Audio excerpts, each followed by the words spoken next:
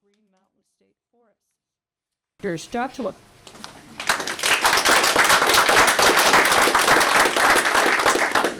Thanks for coming, everyone. My name is Joshua Wright. I actually live in Mason County, so somewhat near here.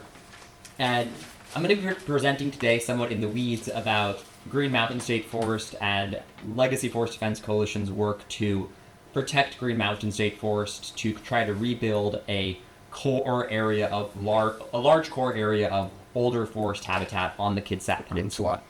For a little bit of context setting, most people don't think about it this way, but scientifically, we are in what's called the North Pacific Temperate Rainforest, which is the same ecosystem as the redwoods. That's the redwood zone, and then we are in the seasonal zone right here, and then farther north you have the Tongass National Forest and some of those more year-round rainforest ecosystems going all the way up to pretty much just south of Anchorage in Alaska. And we're in an area that's been extremely heavily industrialized, so I think the pretext for LFDC's work, Legacy Forest Defense Coalition, is what responsibility do we have as folks who have inherited a very industrialized landscape to try to protect and rebuild the rainforest in our region where we can.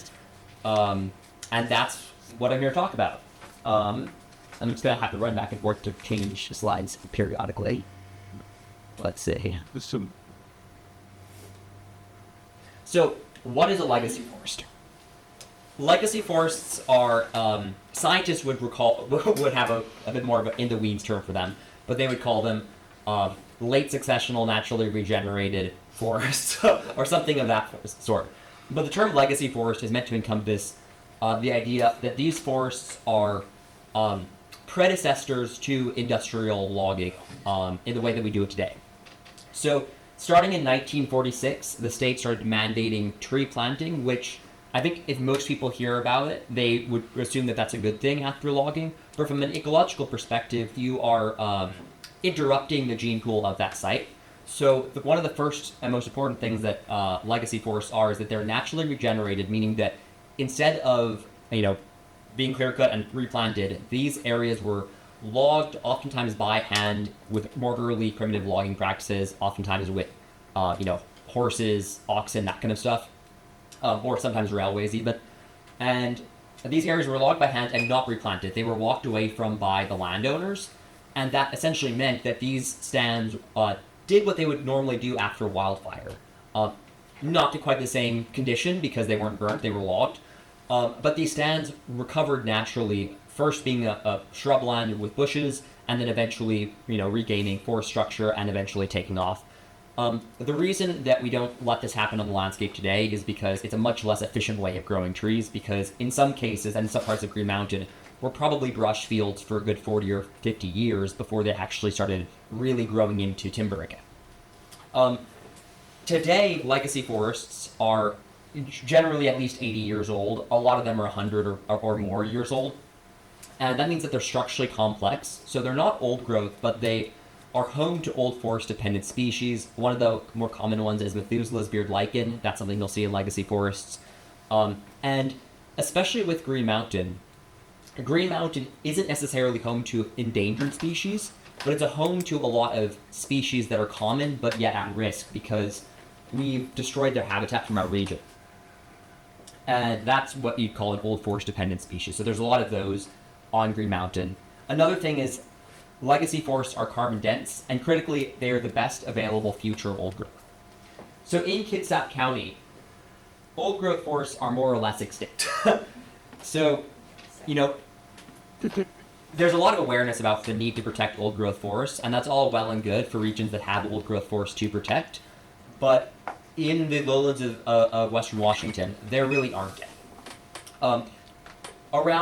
There are a few spots that have little patches of old growth in the counties. There's a Mountaineer property that has a little bit. There's the Stavis Creek NRCA that has a little bit, but together they represent, back of the map and NAF, about 0.1% of the Kitsap Peninsula. So if we want old growth forests on the Kitsap Peninsula, that's something that we have to plan for. So this is a good example of one of those almost old growth forests. It's not old growth yet, but if you give it another 100 years, this stand originated in 1920 and it's on Green Mountain State Forest. And this is really where LFDC's work on Green Mountain started. Back in 2021, the realization that these types of forests existed on DNR managed lands and were rapidly disappearing was sort of bubbling up. And in 2023, we learned about the breaking bud timber sale on Green Mountain. And this is an image of the breaking bud timber sale, and it was going to be logging one of the last structurally complex mature stands on Green Mountain, 105-year-old trees in the headwaters of the Tin Mine Creek drainage, which drains into Julia Lake and eventually into the Cal. So, our organizing around... I'll say a little bit more about this. So on this map, you can see in green, these are areas that are naturally regenerated and structurally complex legacy forests. So these areas are the best old forests, and then the yellow areas are areas that are naturally regenerated but might be less complex and might not have regained as much of that older forest habitat function yet. But this was the situation in 2023 and early 2024, where you had the breaking bud timber sale, which would have logged a significant amount of those forests, and then you also had these other several sales: the Fervana timber sale, the Green timber sale, and then the Trees Louise timber sale. And what those sales collectively would have done over a 3-year time period between 2023 and 2026 would have pretty much erased the chance to protect any of these forests on Green Mountain. Because if you're looking at Kitsap County's forests on DNR managed lands that are naturally regenerated, this is pretty much it. There's about 1,000, 1,500 acres or so of them. So the county really showed up for breaking bud, and the Board of County Commissioners sent a letter to DNR requesting that the sale be canceled. You had almost 4,500 people send letters to, at the time, Commissioner of Public Lands Hilary Franz about the timber sale. And ultimately, there was a funding opportunity from the state's Climate Commitment Act to get the breaking bud timber sale protected forever as part of the Natural Climate Solutions Program. And this is a program where the legislature provides money for to buy out trust beneficiaries so that certain structurally complex forests can be moved into permanent conservation. So that's what is currently happening that's what's currently happened to breaking bud. And you have about, I think, 80 or so acres there that's been nominated for conservation. So because a lot of folks in this room might be new to this, I should probably tell you a little bit about trust lands and how they work as well. The state of Washington owns about 1.6 million acres of trust lands in Western Washington, and these lands, some of them were given to the state at statehood, and a lot of that money goes to the statewide school construction account.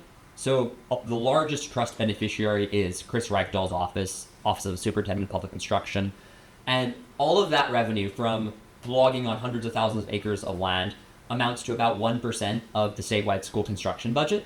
So it's back in 1850, I'm sure it made a lot of sense, but today it's sort of one of those things that still happens because it still happens. And then there's another subset of lands that were abandoned during the Great Depression and given by the counties to the DNR to manage on their behalf. And most of Green Mountain is that kind of land, so the county could technically ask for it back. Technically, the county is the trust beneficiary of that logging. And up until now, that's sort of what would end up happening is these timber sales would happen every few years, and county and junior taxing districts would probably get $500,000 a year or so in revenue, non-tax revenue for fire districts and that kind of thing. So after breaking bud got saved, or kind of during the same time, we also checked out we started ground truthing all of the proposed timber sales on Green Mountain, because the DNR has quite a number of policies that they have it in theory, but they don't really have it in practice. One of those policies is a policy to protect at-risk ecosystems. They're called element occurrences of rare plant communities.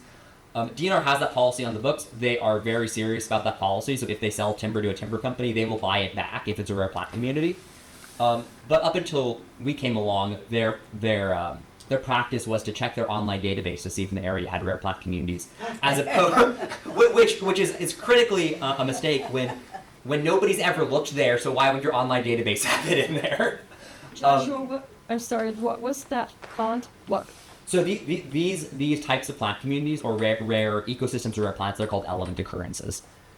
So Still duck sharing it. element occurrences. It's a very niche name, but essentially it's an element occurrence is a type of either rare species or rare forest habitat that has sufficient ecological integrity to be considered of high conservation value.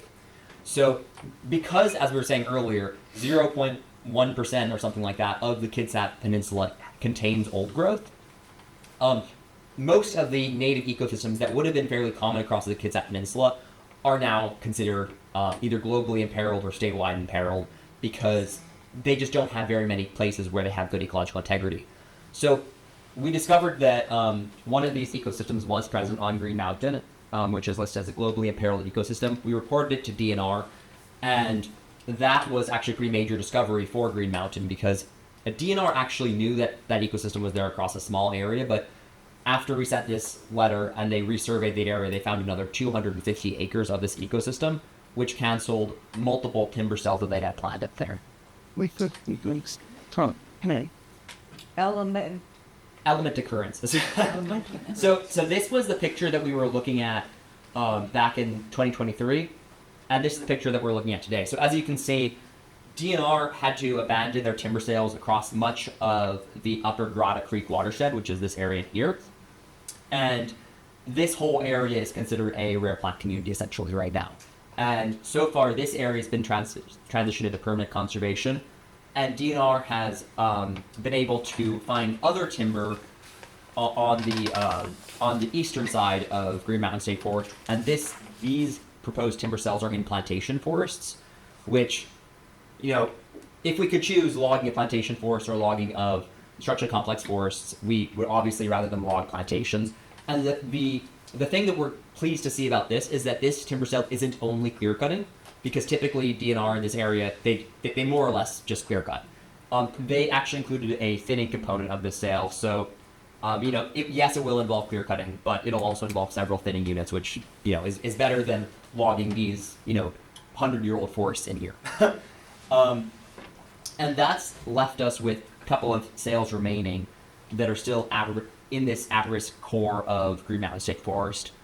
And the Fervana timber cell there on the bottom is this forest. It's a gorgeous, gorgeous ecosystem. And it was, when Commissioner of Public Lands Dave Upthgrove got elected, he got elected on a promise to protect all remaining forests of this type on state lands.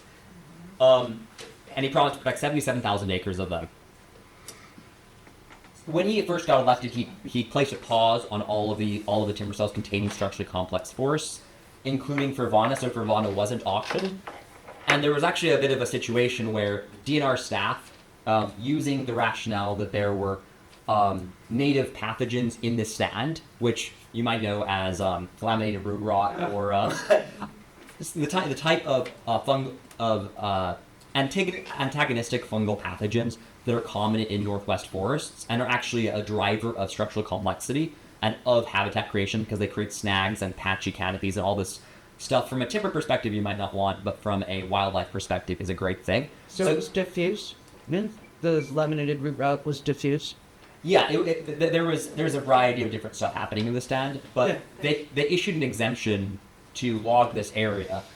And we wrote one of our longest comments ever on it, and it actually worked, where Commissioner Upthgrove reconsidered his decision and put this timber cell back on pause. And let's see. Subsequently, the Kitsap County Board of Commissioners nominated new areas for conservation under that Natural Climate Solutions program for this year's funding round. This one is up right above the Tin Mine Trail. This one is the Fervana sale area. And then they also want to expand the area protected in the Breaking Bud timber cell down to Grotto Creek. So those requests are currently pending.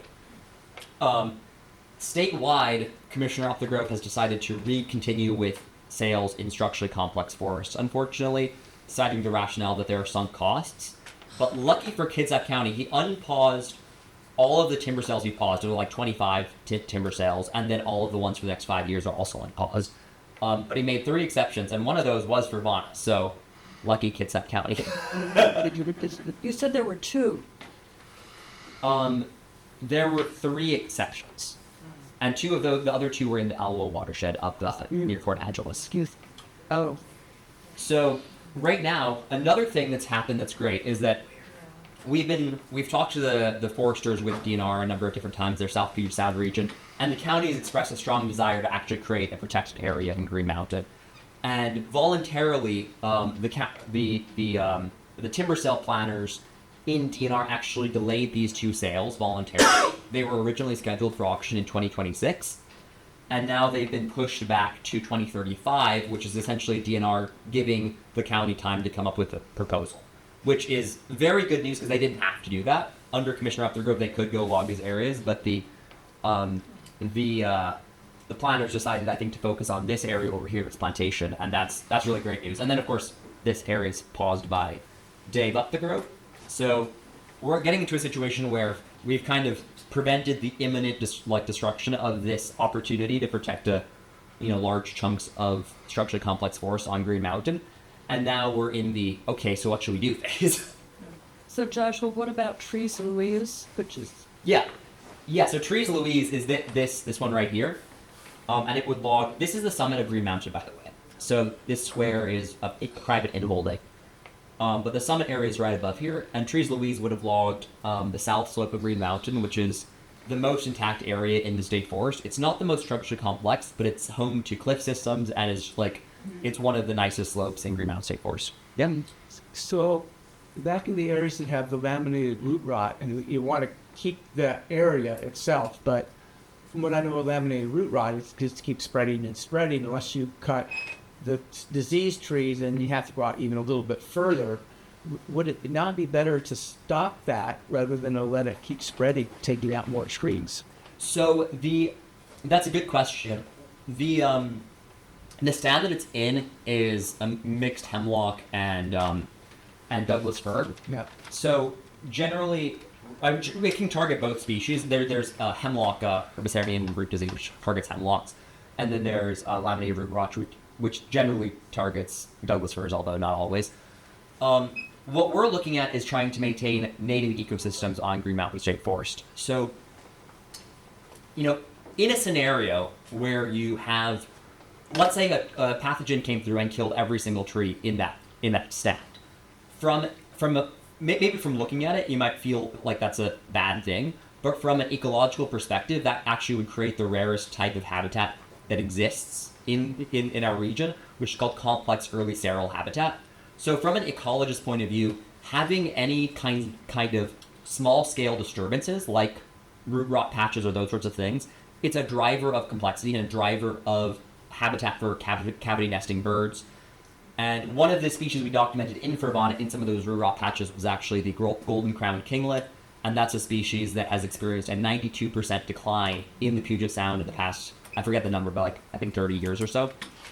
So sometimes the idea that the forest needs to be healthy and productive and have trees growing as fast as possible, that is that's what the timber industry wants from the forest, but what ecologists tend to want from the forest is diversity.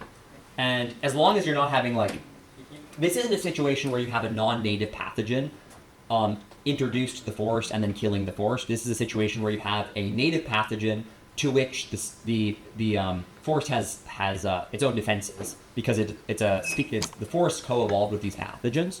So what you're likely to see is a reduction in the amount of harvestable trees per acre over the long run, but you're going to have resistant trees that do grow big and old and complex, and you might have acre patches here and there that end up being small snag patches, and that's generally a good thing in terms of habitat complexity, especially for cavity nesting birds, and songbirds, which have seen very dramatic declines. And we all, people talk about the sixth extinction. One of the main dynamics in this extinction is the loss of common species. So not the extinction of really rare species, which is happening too, but the degree to which common species are having their populations reduced. So any type of habitat for cavity nesting birds that we can keep, it really does help. So that's the long answer on that one. I have a question about laminated root rot. Yeah. Sorry, this is going to water quality. So even if you had this worst case scenario where laminated root rot took over like a whole chunk of forest, how would that impact water quality? If, like, for example, you had a reservoir backed up behind a cassette dam. Yeah, well, this doesn't. So none of Green Mountain State Forest flows into the reservoir. No, I But yes, if you did, this was one of the part of the logic of why we need to clear cut above the reservoir. yes, Eliminate laminated. yeah. So we're getting into the the ecologists versus foresters. Yeah. So the thing about foresters is that they're looking to maintain they're trying to maintain the amount of timber volume in a forest, and that's what a healthy forest looks like to them. Whereas an ecologist is trying to maintain diversity of the forest. So, to answer your question specifically, it wouldn't have an effect on the water quality. Yeah, it wouldn't have an effect, and in fact, it might actually increase summer stream flows because when you have a lot of deadwood in a sand, which is something you get in older forests, that deadwood, I don't know if you've ever been in the woods and like basically been able to stick your hand into a log because it's so moist and rotted. Those logs actually store quite a bit of water in the wintertime, and you'll have a lot wetter ecosystem with more deadwood. So it's one of those things where it might feel better to have a mowed lawn that looks all green and flat, but it's better if you let the wildflowers grow, and that's sort of a similar analogy here. Thank you. Yeah, go for it. When we talk about the laminated root rot, and it taking down an entire area, wouldn't that most likely happen in a monoculture? Yeah. But I thought that you said that their bit was more diverse and it had the Doug fir and the western red cedar, so it would probably have alders and madrone. Yeah. Is it less likely that you're going to have an entire area wiped out when you have the diversity? Yes. So one of the things is these native forests are much more diverse, and diversity equals strength in these types of forests. So, thinking that it would kill all the trees in the stand is catastrophizing. It won't do that. What you're going to get is you're going to get pockets, and these forests are adapted to these pathogens. So they can and have been growing alongside them.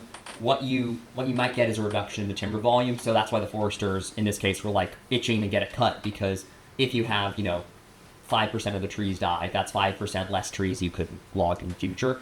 And if you're not managing for timber value or you're managing for ecological value, you don't need to worry about that. That's a good thing because then you have so many more stags.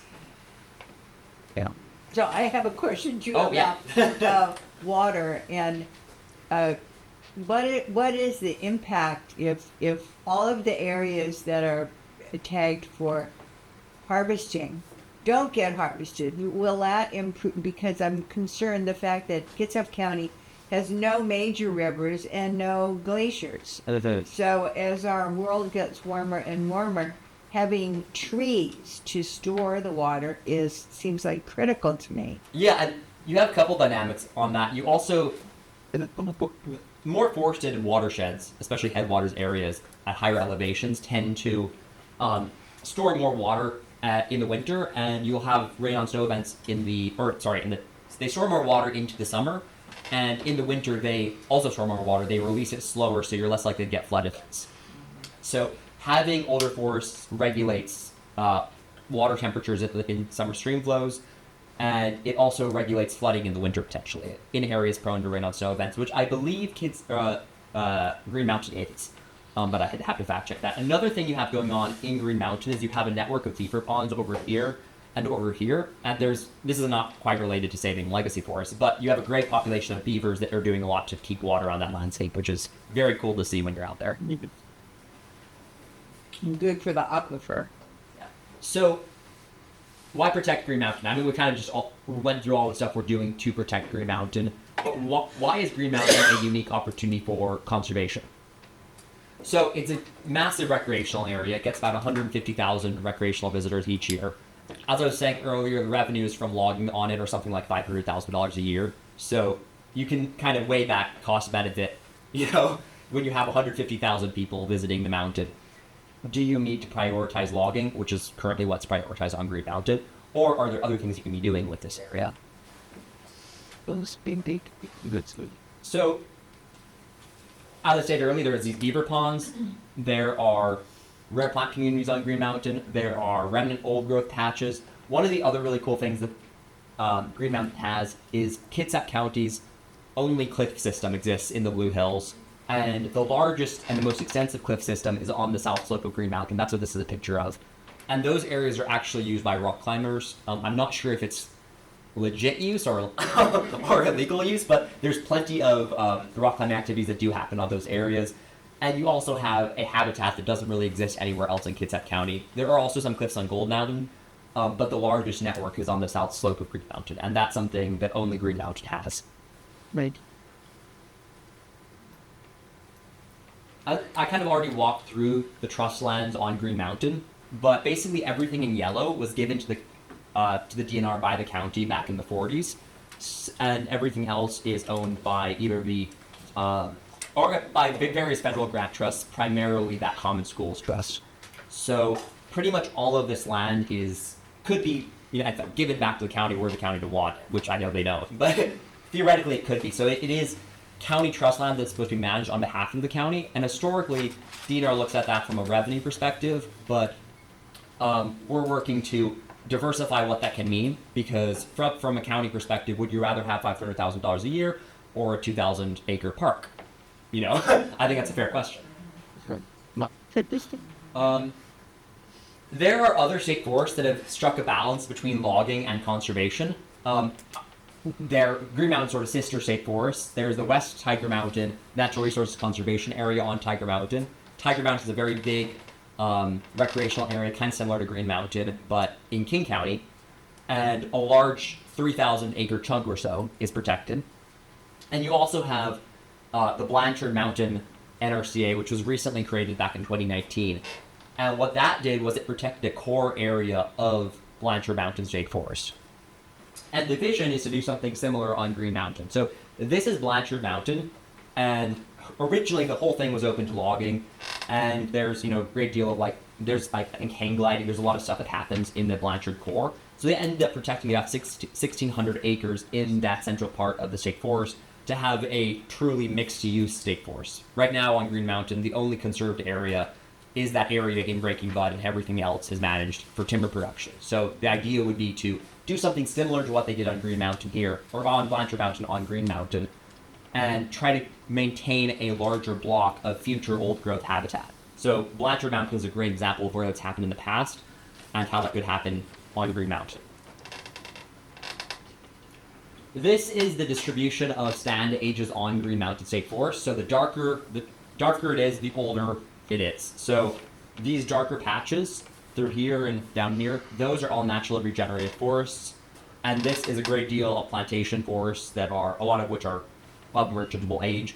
And you can see that these yellow areas are more recently logged areas, and most of the logging has been concentrated on this core area, where you can see the oldest remaining forests still exist.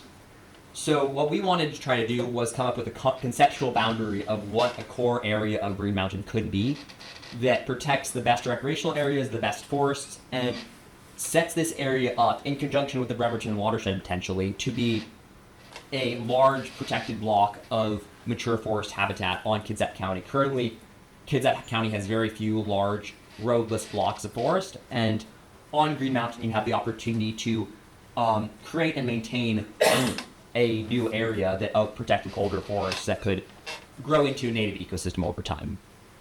Where would that map be available for us to find? This map right here kind of breaks it down in more detail, so you can check out this map. It's also on our website on our Green Mountain page. This map is. That map, I don't think is. But if you give me your email, I can email it to you. So this is the conceptual boundary that we created, and obviously this is a concept. But the idea would be to take these older forests and some of the clear cuts in between them, and allow for the creation of a much larger intact roadless area. It's got here. Did you say roadless area? Yes. Yeah. Okay, so you deconstruct the roads that are there. I'll actually have a slide on that to show you what that would look like. Right now, it's actually mostly roadless already, which is kind of hard to believe, but when you actually look at where the roads are, this is a map of the of the current trail system on Green Mountain, so you can see most of those would be in that core area. And then this is a map of current roads. So you have these red roads right here.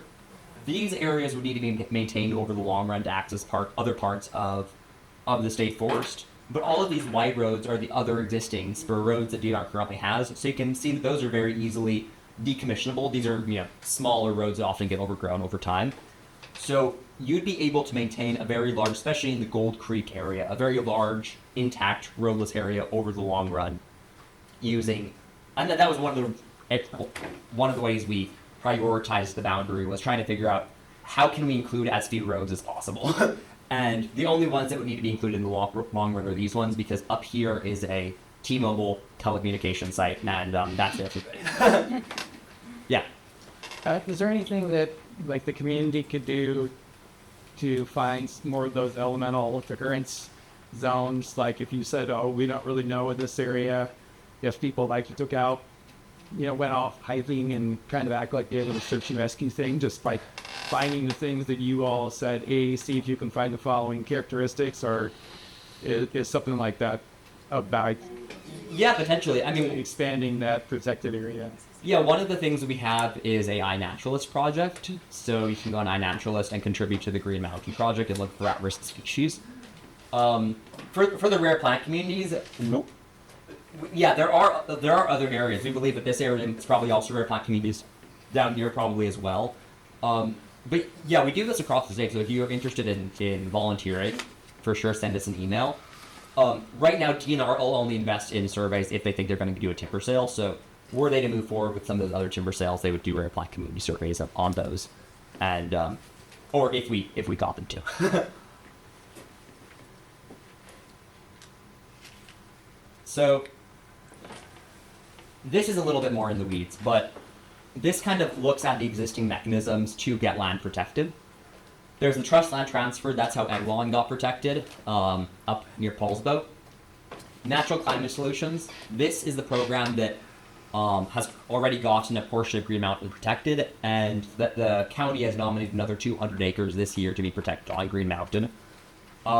Reconveyance is the process by which the county could just ask for the land back, but the county doesn't want to do that, and I don't think anybody wants the county to do that, because that would mean managing an entire, massive area.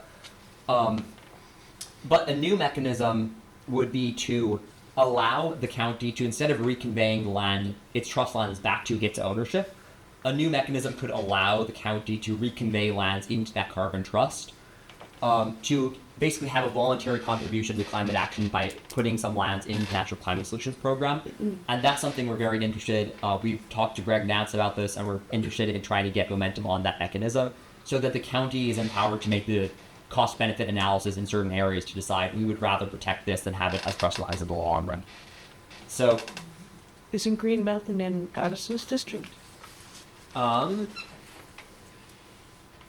no, I don't think so. It's not in the 26th? No, I think it's in Greg's district. In my... I'm No. 23rd. Really? No, just see. Yeah.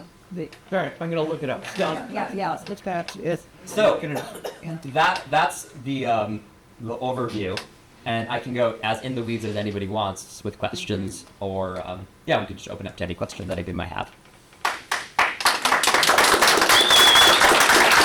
Now, would you explain what a rare plant community consists of?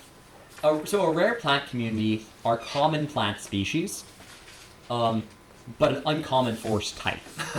So one of the ones that is very rare is Western red cedar, grand first order fern forest. That type of forest used to have a larger historical range across the Puget Trough, but today it's almost extinct. So that type of forest is really, really rare in areas where it has any sufficient ecological integrity. So another one that we have on the Tahuya Peninsula is shore pine, Douglas fir, salal forest. So Douglas fir and salal are everywhere, but to have a stand that's co-dominated by shore pine is very, very rare.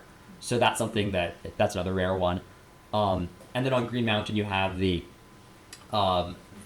Douglas fir hemlock forest with their Pacific rhododendron, and the evergreen huckleberry. I just, could you just speak more personally about your involvement, how you came to get to this involvement in your life and where it's kind of led you?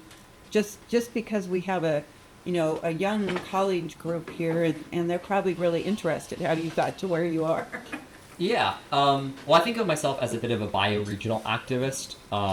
As I grew up, I've always been from Washington State, but I grew up, my parents worked for USAID actually. So I grew up abroad. And I lived in Union. I sort of grew up seeing a lot of industrial logging. And also I was very interested in old trees and old growth.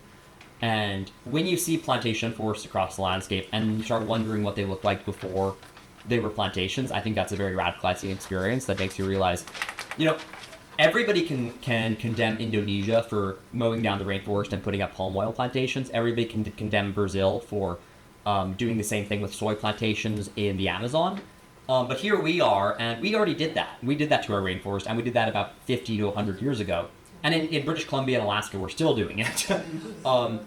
And we live in a sea of plantations. And in fact, most people, I don't think, maybe not in this room, but more broadly, most people don't even know that the vast majority of forests out there aren't really forests. They're all even-aged plantations that are much more akin to a corn crop than they are to a native ecosystem. Mm-hmm. And if we can acknowledge that we shouldn't have logged all of the lowland forests in the Puget Sound, like that was a bad idea, then it puts us on the spot for, okay, how do we try to make that better? And I think that's where a lot of my activism comes from.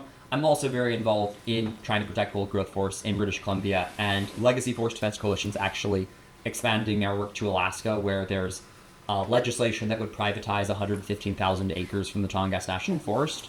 So that's something we're working on. And I think that we have a rainforest, and I don't think most people realize we have a rainforest, and that's what I'm passionate about, working on restoring and protecting. So, what about the Olympics?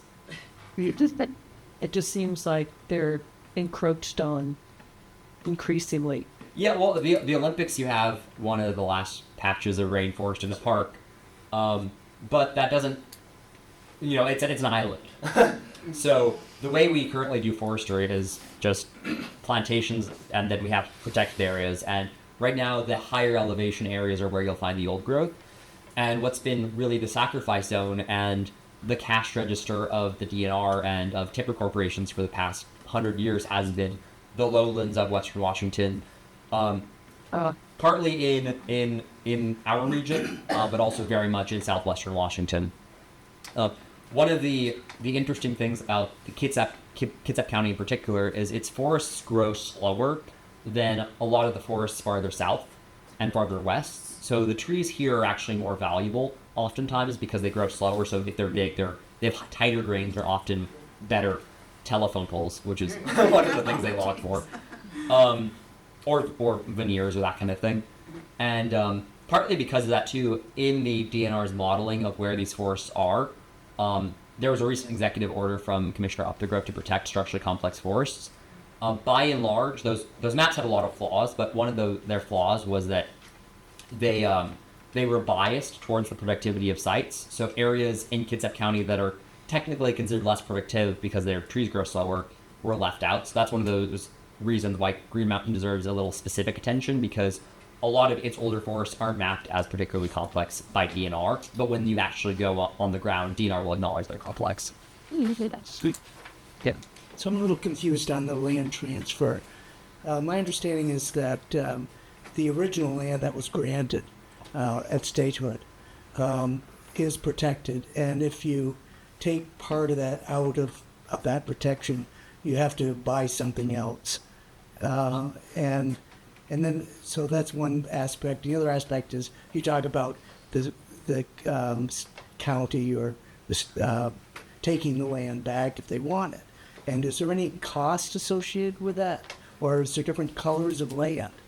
So the federally granted trust lands that were given to DNR aren't protected. They were given to DNR to log for revenue. So in Western Washington, we have about 1.6 million acres of trust lands. Those aren't protected. There are some areas on them that are protected, but the vast majority of them Protected for the original purpose is what I mean. Oh yeah, Yeah. yes. Yeah. Yeah, so on any of these trust lands, DNR has a mandate to keep beneficiaries whole and act with undivided loyalty to the trust. So were you to protect something, you have to go buy replacement lands elsewhere if you were taking lands out of trust status. That's how it's been historically.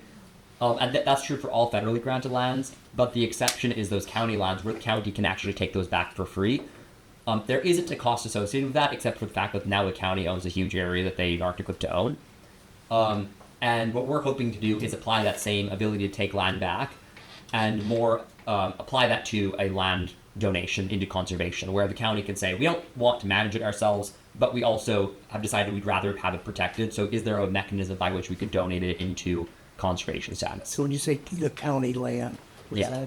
does that mean it's not part of that original trust? No, it's a separate type of land DNR manages. It's technically managed on behalf of the county. There was a law Oh, I see. passed that gave all of the county lands to DNR to manage about in the 1940s or something. Yeah. But you know much about our Bremerton watershed, and is that just all plantation now, pretty much? No, there's actually quite a bit of legacy forest in there. I would say potentially more than in Green Mountain. There's quite a bit of it, and there's a tremendous opportunity there to get a lot of that protected. I did have a meeting with one of the Bremerton watershed foresters about that actually. Sean, I'm sorry to interrupt. I think so. I need to pull up my email. And we were sort of wondering what their appetite was for looking for rare plant communities on their ownership and also protecting, or like doing a carbon project. And they were actually fairly open to the idea of doing a carbon project. Great Peninsula Conservancy was in the meeting as well. And there was some just thoughts of how you could apply funds to getting that area protected, but they seemed open to it. I think the situation there is that Public Works, which we're right in Public Works, they do timber sales ever so often, and I think they're more dependent on getting that revenue. So it's just a matter of, is there a way to replace that revenue? And if there is, then I think that there's a lot of opportunity there, because that is contiguous with Green Mountain. So if those were joined up, you'd have a very solid protected area. It would be really, really great to get support for that, because at present, there is a plan to, that beautiful shot of the Reservoir Wikasad Dam.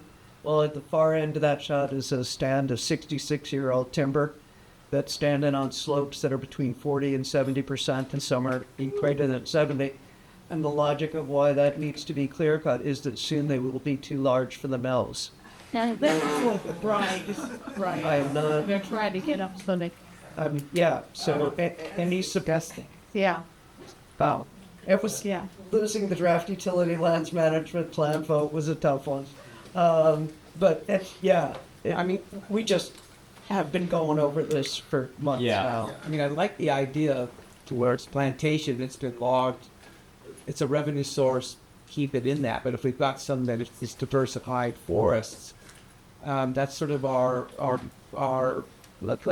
among other things, that's our contribution to the climate crisis, is we could keep that. So, of course, I think it's important to designate and differentiate and do something to get these, instead of having it in la la land, just, we don't know, is to actually get it differentiated. Heather, what's the name of that bird?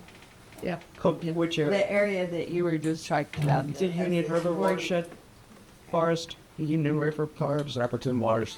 It's got a longer name, but it means exactly the same thing. That's kind of the exciting thing about the idea to take the trust lands that are currently being managed on behalf of the county and let the county say, we want to use some of these trust lands to contribute to climate action, and actually have a very solid local way of saying, we want to pursue emissions reductions by protecting a forest that is supposed to be managed for us. So we're trying to open that door where counties can opt in to that, and we think Green Mountain would be the ideal sort of test case for that. Now, is that through the state? Yeah. Yeah, that would be through the legislature. Yeah, I thought 6 months ago at CVET you were suggesting that we ask or convince the legislators to convert the trust lands with the county's permission to a DNR managed conservation. Yeah. Are you now leaning towards something else? No. That's the same. No, that's the same idea. That's the same idea.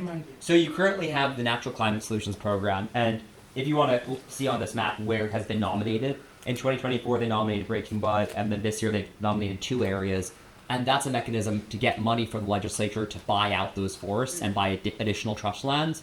It costs about $25,000 per acre, so it's like, it is expensive to do that. It'd be very expensive to do that for the whole mountain. This idea would be, what if the county could just say, we want these forests put in that trust, it's our contribution, here you go, and make that cost benefit assessment.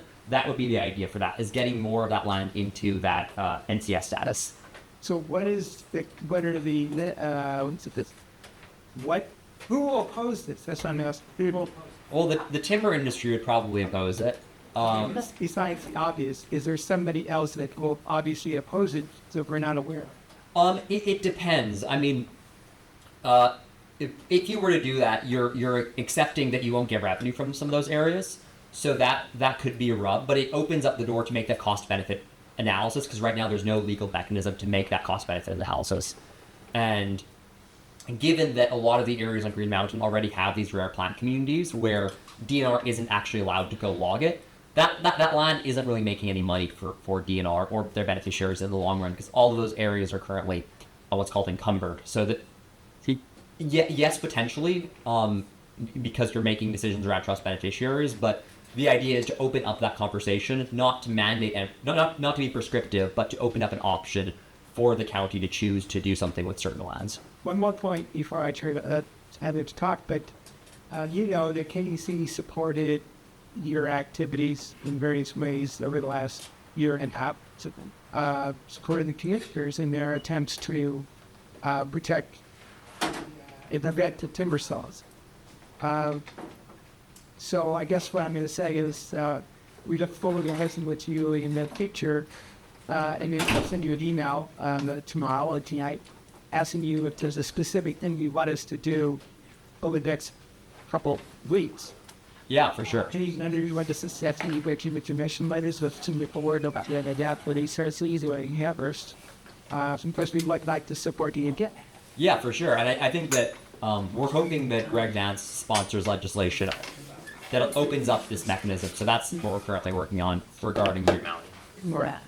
To Aaron to them. So DNR, so I used to have land and I sold it to the DNR out by state as National Resource Conservation Area, which I'd like to hear more about if you have some. But it was interesting to hear DNR told me at the time, they can't take land that's designated for timber and just willy-nilly transfer it. They have to buy it from themselves. Yeah. Is that still the case? That's still the case. So that's the idea is we want we want the county to be able to let them transfer some of it willingly if the county wants them to, you know, because right now the mechanism is they operate as a timber company and they have designated beneficiaries and they have to keep those trusts whole, and some of them matter more than others. There's a 115,000 acre trust that is solely dedicated to maintaining the Capitol complex at Olympia.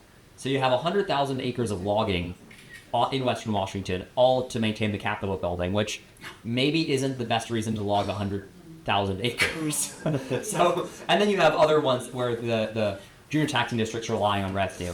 Kitsap County isn't one of those counties that's timber reliant in the same way that like Grays Harbor County might be, or Mason County is very timber dependent, because Kitsap County has a strong taxing base, and it doesn't have very many trust lands. So that combination means that none of that revenue is particularly relied upon by junior taxing districts, but it does mean something when you're getting $100,000 every 2 years type of thing. So that's sort of the thing to sort out. I was curious what your thoughts are. This gets outside of the Green Mountain, but with GPC recently getting a community forest, with working with Kitsap County, are there things that you would love to see them do, or things not to deal with this community forest idea? Like, they're going to do some logging. They're going to try and regenerate trees in that area that are more diverse. But I wondered if you have thoughts with all your experience in all sorts of forest systems of what you wish I would do. I think you're talking about Port Damble. It's across from North Kitsap Heritage Park. They bought the Divide property. Oh, it's going to be a forest. I'm just wondering what your wishes for places like that would be. Well, I think one of the big things is that you want to protect anything naturally regenerated. So naturally regenerated forests, you ideally want to, want to manage as with a light touch. I think plantations, it really depends. I think there's a dynamic where a lot of plantations, if they were thin, that's probably a good thing, because a lot of plantations are 400 trees per acre, and if you do go in and thin them once as a single entry type of thing and put them on that trajectory to old growth, that's probably a good thing. I think sometimes revenue can be a competing interest where maybe it puts on revenue colored glasses. In some cases, I'm not saying that that's necessarily the case there. So that's a dynamic that can happen, where I think sometimes public agencies get very thin happy because they get money from thinning. Another thing you can have, which I know has happened, like Calder Creek, where they've thinned plantations and now you have a beautiful Douglas fir and Scotch broom splash cookie, which is not what anybody wants. So I would say it depends. If you're managing a community forest with the idea that this is a working forest, it's going to be logging, but it's going to be logging better than private industry, then you're looking at a bit of a different story where if the objective is logging, you just got to be clear that that's what you're doing. And then it's like, you could do smaller patch cuts of like a couple acres instead of 20 or 30 or 40 or 100 acres. You could do thinning, you could kind of do variable density stuff. But I think on any landscape, you should be looking at the status, like the areas of forest that are going to be preserved to become old growth. And one of the dynamics there that I think a lot of land management agencies that do logging don't think about is having interior forest habitat.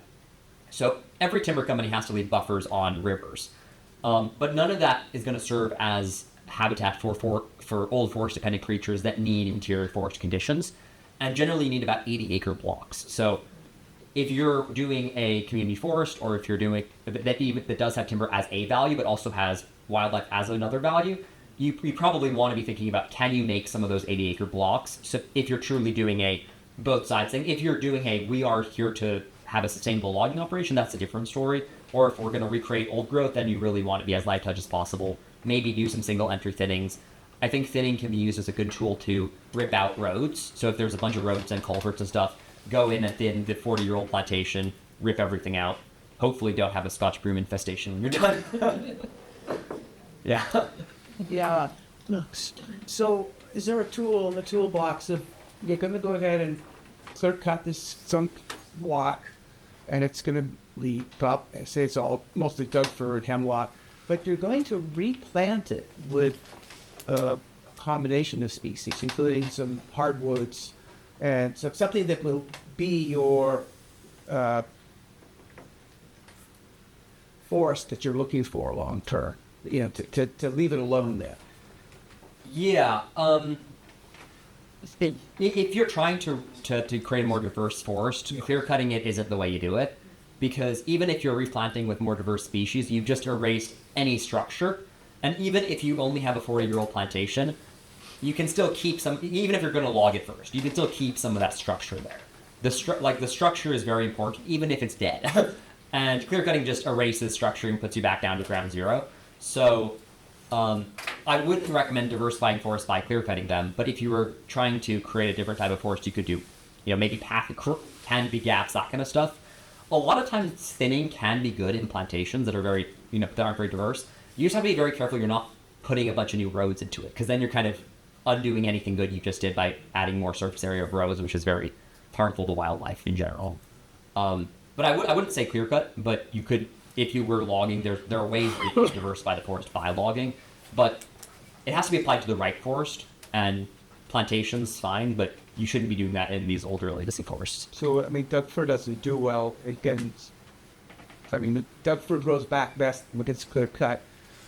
Other species, not the same, like cedar is fine in shape. Yeah. So if you were to go into and thin and maybe take the roads out, so what species would you be harvesting and what would you be leaving alone? I would for the plantations around here, I would only harvest the Douglas firs. Everything else I leave because that's what's everywhere out here. It's just Douglas fir, Douglas fir, Douglas fir. So and ideally you want to promote species that are already on the site. So most Douglas fir plantations will have a few hemlocks here and there, and you want to advantage those trees and try to let them do the restoration. But there are cases too where there's just like no cedar anywhere. And that was no cedar. And that's a big problem you have in a lot of plantations where very deliberately they kind of tried to not have cedar a while ago. And now people want cedar because it's valuable. But trying to reintroduce cedar, ideally from local seed sources, that's a good thing, can be a good thing to do. But a lot of times it's just a matter of letting the forest, letting the suppressed components of the forest come back to life, and interrupting the homogeneous 400 Douglas fir trees per acre is generally a good way of doing that. I mean, well, it certainly seems like there's a lot of conversation in the county right now about natural processes versus human intervention as a restorative thinning. Yeah. Oh, well, there's. Oh shoot! I forget which park. Banner, yeah. In Banner, like a lot of that's native forest. That's the wrong type of forest you want to be thinning. Like a lot of that is structurally complex already. But there are areas in there that aren't structurally complex. But I think the majority of Banner forest is quite structurally complex and quite carbon dense, and it doesn't need thinning. I mean, the reason you thin it is so that you could get some timber out now, so you could come back and let the trees grow bigger for another 20 years and then clear cut them. So what do you consider the main attributes you would look at to define an area as structurally complex? Well, we think that function matters more. Is the more important thing to look at. So is it home to old forest dependent species? DNR has a very, very simple rubric, and their rubric is if shade tolerant trees, namely hemlock and cedar, are in the understory, then it's considered structurally complex. If they're under 8 feet tall, it's considered like beginning to be in the maturation phase. And if they're over 8 feet tall, they're considered to be in the maturation 2 phase, where they're entering the canopy. And those forests are what DNR defines as structurally complex. That's a very narrow definition, because it only looks at forest structure succession. And you could, in some circumstances, you could have forest that doesn't have that, but has everything else, like all the snags and everything like that. So it can be a little bit of a reductive definition, but that's what they would use. So if you have the shade tolerant trees beginning to enter the mid-story and into the canopy, that's structurally complex. And then by the time those shade tolerant trees are in the overstory, the ones that grew up in the understory of the dominant cohort, that's when its forest is considered to have old growth structure. Joshua, I just really, you hear everybody talking about the legacy forests and forestry in general from the standpoint of the timber industry.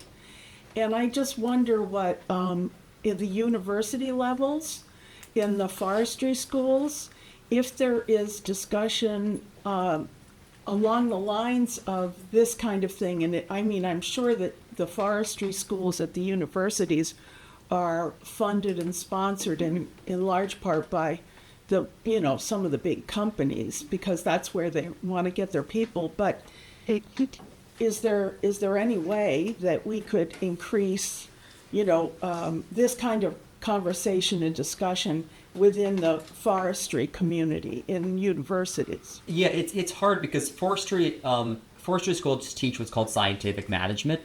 But it's not really scientific. It's almost ideological. But the idea, forestry school teaches you how to maximize timber extraction from a given patch of land. And oftentimes people here think that foresters should manage forests.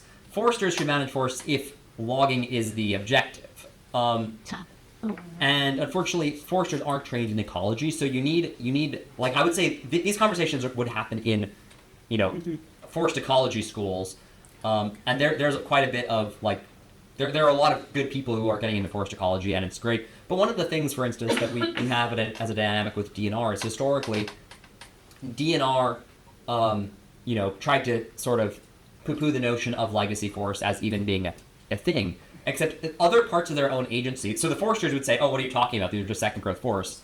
Other parts of their agency, namely the Natural Heritage Program and their silvicultural division, in fact, already recognize legacy forests by a different name. So one of the things that their Webster Nursery does is they have gene pool reserves, and they specifically find legacy forests on the landscape to keep small patches, up to 20 acres or something, to keep forever, so that they always have the native gene pool from that site. And that's one of the functions of these legacy forests, is that they are site-adapted trees, like very, very specifically site-adapted. And DNR already recognized that's important, but the foresters, in the conversation around legacy forests are like, what are you talking about? This isn't important. Another thing you have is their ecologists, an area that is naturally regenerated is considered to have, that is one of the things on the checklist that they use to determine if a stand has ecological integrity. So their ecologists recognize the importance of naturally regenerated forests like this, but